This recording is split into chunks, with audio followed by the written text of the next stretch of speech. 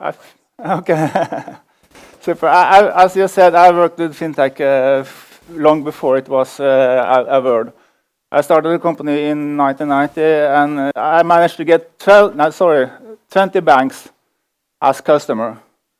And then I sold it, and I started another company, Finance Cube, and we received the prize for the most innovative product of the year in 2006, 10 years ago. And when we entered the UK market, we started to use the media, having magazines, writing articles about us. And today we would use Facebook and Twitter and something else. So this is quite old way of entering a market. Now I'm working in a bank in Nordea. I'm a member of the blockchain team in Nordea. I won't go into R3 because someone else is doing it later today. We have top management anchoring, 8 full-time persons working with blockchain. We are not there yet, but we are working on it. And we have a pilot. This has been running for a month or so, just to play with Ethereum as the technology. So, reason number 1, why does this disrupt or change the financial industry? Friction, or you might say leakage. The cost of sending money is maybe too high. If a au pair in Oslo wants to send 500 euro back to her family in Tibet, the cost is up to 8%. And this family in Tibet need every single euro they can get. Another thing, I was in Thailand. It's not that good on the screen. I was in Thailand in January. I withdrew from the ATM at Gardermoen. I paid 30 kroner. When I come to Thailand, I paid 200 baht, approximately 10 euro. Quite high cost to get access to my own money. Another thing, if you pay by if you pay by card in a restaurant or a shop in Oslo, the shop needs to pay 2% of the value as a fee to this plastic company called Visa, American Express, MasterCard, and so on. Is this an infrastructure? Is this a sustainable value chain for the future? Maybe not. And the last thing here is in 2004, the American government would like to have more speed in the economy. So that's told the central bank, print more money, give it to the bank so they can give a loan to the public. Central bank did so and increased liquidity to the bank, also issuing bonds, so that the bank can give more loan, especially for housing. So bank took all this money. They give bonuses and commission for people and employees selling as much loan as they could. And they sell it to not only people that can afford it, but they sell it to so-called subprime people. The regulator saw it and did nothing. So what happened? The bubble burst. House price in US went down 30%. 9 million Americans lost their job. And we had a global financial crisis. What happens when people are angry and they are smart? Well, they find a workaround. So that's when Satoshi Nakamoto come along. 31st of October 2008, at Halloween's Day, he launched Bitcoin. No bank involved, no central bank, no government, no regulator. All these parts that was a reason for the crash, they are not part of the value chain here, and that is important. Reason number 2, peer-to-peer and the sharing economy. We have all these platforms doing loan, typical banking business. Lending Club, Prosper, SOPA, Funding Circle, partly owned by Santander. It's a lot of them. And we also have this crowdfunding company coming in here. And we have payment platforms, PayPal, Apple Pay, Google Wallet, And now we have this Strex, and I recognize one of the Strex people are here. Big company, big telephone company coming together to take a part of this payment market. And what's dangerous for us as a bank is that their growth is exponential. If you look at Lending Club, the largest one in the world, they have 13 billion US dollar in loan. That is more than most banks in Norway have. And banks losing not only loan customer, they're also losing deposit customer. So just to give you an example of peer-to-peer, and a deep dive into the loan. What is really peer-to-peer banking or peer-to-peer loan? I'll give you an example here. Peter need a loan. He need 10,000 euro in loan. So he's looking for, how do I get it? Then Anna has 10,000 euro. But she hates to put this money in deposit in the bank because the interest rate is 0 or even negative. So she's looking for something else to put her money in. So Anna registered online on Lending Club in this example. Peter does the same thing, but he also registered that he wants this 10,000 euro as a loan. And the platform checks his credibility and his payment history, just as good as the bank do today. So they both accept the terms on the platform. 6% interest rate, 5 years payback time, and so on. So Anna send her money to the platform, and the platform send her money to Peter.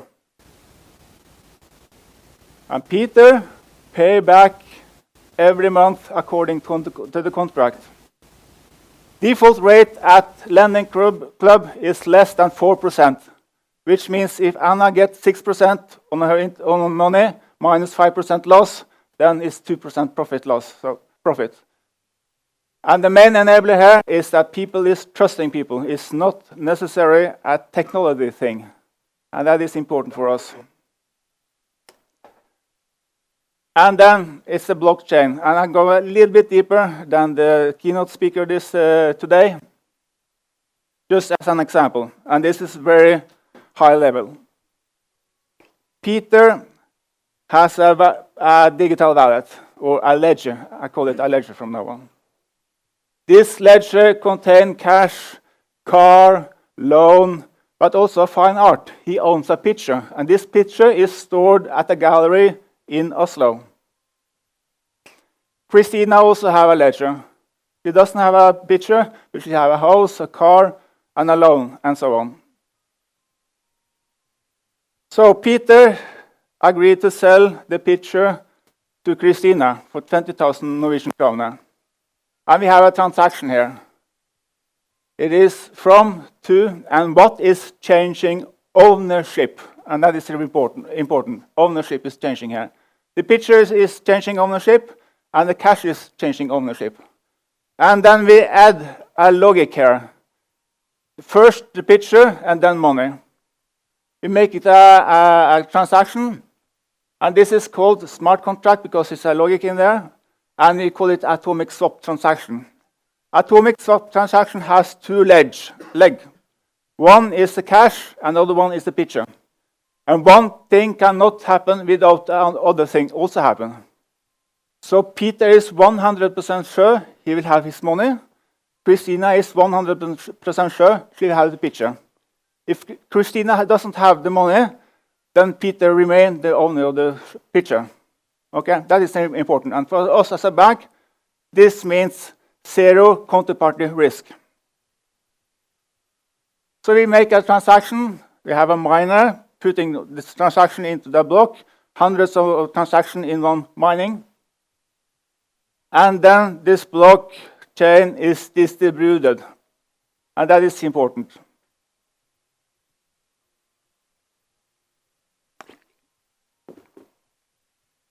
Because all parties in the chain have access to the database, the distributed database. So the art gallery can read the transaction, finding that, hey, one of our picture has changed ownership.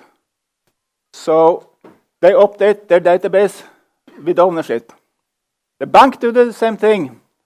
The bank update the transaction history and the balance on the bank account based on what's inside of the blockchain. The central bank can go in, build robotics and smart algorithm to do compliance check on their own, not coming into us as a bank. They can do it on their own. And the regulator do the same thing. I'll delve a little bit around the bank, because this is important. Where is the original to the transaction here? It's in the blockchain. Do we need a payment platform? Maybe not. Where is the original to the balance on the bank account and the transaction history? It's within the blockchain. Do we need a core banking platform here? Maybe not in the future. Where is the business logic? Well, it's a script within the blockchain. This means we put the whole thing upside down when it comes to application in banking from now on. And it might look like this. Instead of we investing hundreds of millions of euro into licenses for big core banking platforms, it might be something for the fintech area. A completely new market for fintechs, making smart, cheap, fast, excellent apps rather than this big application that we run today. Within a network, it's distributed. So that the database is not stored one place, not a central database, it's distributed throughout the network. We have, as we already talked about, private and public network, or permission distributed ledger. In a public, like Bitcoin, you can go in and be anonymous. You cannot do that in private. You have to go to the bank, show your passport, and then you open an account, or a wallet, or a ledger, or whatever you call it. So we have control who is within the network. So we have full know your customer and anti-money laundering, just as good as we do today. The mining is also different. Instead of a miner, we have a block proposer, which means that we in Nordea can mine the first block, then Sparebank 1 has the second block, and DNB has the third block, so we can agree who is mining the block. So no efficiency loss, much more efficient and much better. And when it comes to the consensus mathematics, it's also different because we agree how this we do within us. So we don't lose an efficiency and money. So the whole thing works quite differently from Bitcoin. And there will be not only one or two, it will be hundreds, maybe thousands of different blockchains out there. Something for payment, something for assets, something for trade finance, and some based on Bitcoin technology or protocols, some for Ripple, another from Ethereum, and there are going to be a lot of new technologies out there. And somehow they need to be connected. It needs to be a link between them somewhere. I don't go through this. But what's important here, buying and selling shares, two things change ownership. And that is important. So it goes from one wallet or one ledger to the next ledger. And that is important. The fourth thing is the business model. And that's challenging us as a bank. Because what we do today, we make sure that your deposit is safe. And then we have loan, and we do loan more than we have deposits. So we make sure we have finance and funding issues bonds and so on. And then we have to put some money aside to be compliant with the regulation. So what we make money from is the margin between money in and money out. That's quite simple. In addition, we make sure that our customer can pay the bills. And we help companies issue bonds and shares if they need more money. So we basically are the man in the middle. And the question for us now is this business model about to go out? Are we challenging on our own business model? And blockchain can help us solve that issue. But it's more than anything else about the business model using the technology out there. The most used mobile payment platform in the world is M-Pesa. M for mobile, Pesa for money. It started in Kenya in 2007. And by now, farmers, fishermen, all people in Kenya can pay their bill and can receive money through the M-Pesa network. And it's run on SMS messages. You can use an old Nokia telephone, and it works perfectly within this network. So it's about the business model, and it's about using the technology we already have there.